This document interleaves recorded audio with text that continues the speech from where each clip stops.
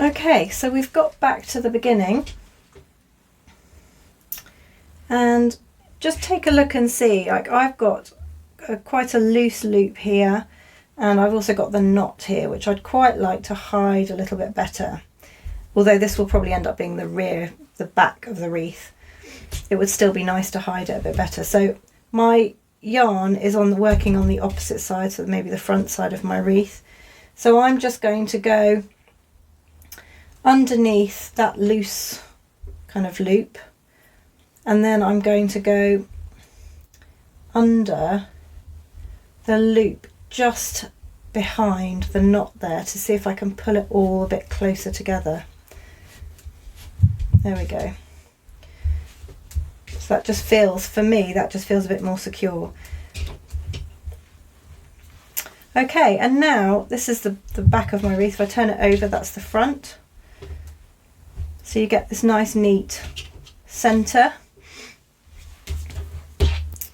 And you might want to then hide the remaining yarn actually just inside your wreath frame underneath some stitches nearby. So you can literally just poke around underneath and just find a kind of ideal spot to slide it in under the local stitches there. Okay, so we can turn it over, and that is our finished wreath. So now is the fun bit. So now is where you get to decorate. So in the kit, no matter what colour you chose, you have got some pearl coloured yarn, because it kind of can go with pretty much anything. You can either make a bow and attach it to the top. So you can either have a bow kind of sitting at the top of your wreath, hanging down like that. You can have the bow sat at the bottom. You can even weave this yarn through and around the top row of stitches. So can you see these loops in the middle? If you weave it in and out of those and then tie a row at the bottom, that can be very effective. So I think I'll show you that technique, because it's a bit more interesting than just tying a bow. But we'll do that, and then I can show you how to make, with the remaining yarn that you've got, perhaps a pom-pom or two. So let's say that the bottom here where we joined up is, this is where we joined the two pieces of knitting together. This bit is the bottom, and this ideally is where we might put a bow or pom-poms or something, because it's not quite as neat as this continuous piece of knitting up here. So what we'll do is, if we imagine that's our bottom point there, what we're going to do is take our pearl yarn, and we're going to start weaving it under. So we'll take that first stitch there, and we'll follow this line all the way around. So I'm just going to keep pulling it through until I'm left with probably about 50 centimetres, which would be enough to tie one half of a bow. So I'm going to leave that hanging out, and then this long piece I'm going to use to weave under. So a bit like the way we skipped one under here, I'm going to skip a loop as I go around. So I'm skipping that loop, I'm going into this one. I'm working from the outside of the loop in through to the middle. That's how I'm pointing the yarn. So I'm going to push it through there.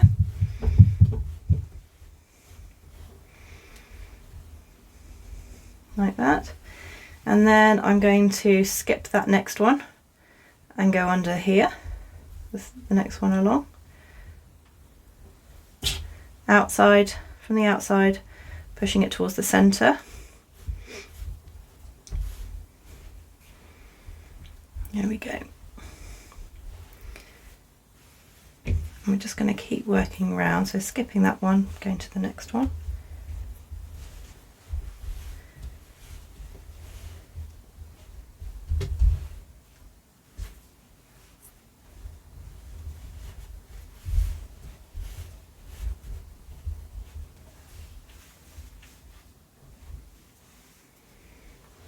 That's one there, so I'm just skipping it and moving to the next one.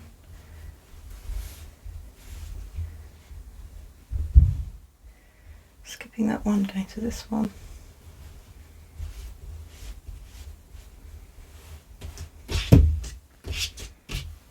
Skipping that one, going to this one. Obviously you don't have to do this at all, but it's just nice to show you something a little bit different. So you can skip that one and go under this one, which should now bring us out alongside the beginning where we started.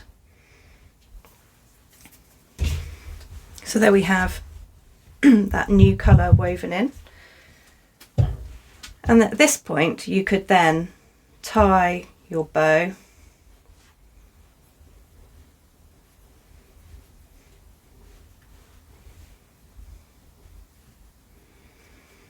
and you can fluff out the yarn as well to just adjust how your bow looks in that centre piece as well.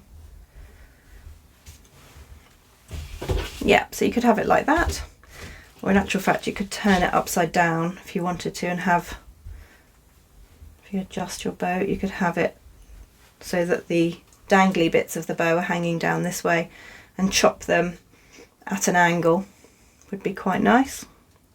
So that's one option of what you can do with it. Let's move on and show you what we can do with some remaining yarn to make possibly some pom-poms to attach. So you can attach pom-poms either with a bit of string that you tie the pom-poms with, or you can use glue to literally stick them on. They look quite nice stuck on the outside in different sizes, varying sizes look quite nice.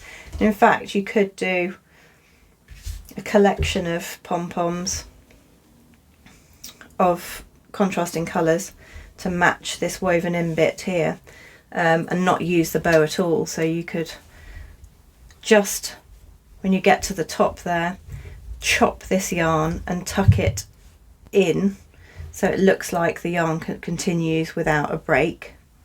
The same with this piece, tuck that in underneath, and then use these extra bits to make pom-poms so that you've got a combination of pearl and your chosen colour, sort of fluffy pom-poms going around the bottom edge perhaps. But let me show you how to make a pom-pom. It's so super easy with this yarn. So with a wreath this size, I would say probably you want something like a tennis ball sort of size as a maximum size pom-pom, but it's entirely up to you. I've seen people put giant, massive, fluffy ones hanging on here, taking yarn and having 2 yarn strings coming from the top with pom-poms hanging at different lengths, a bit like pendulums hanging from the bottom. Honestly, you can go crazy.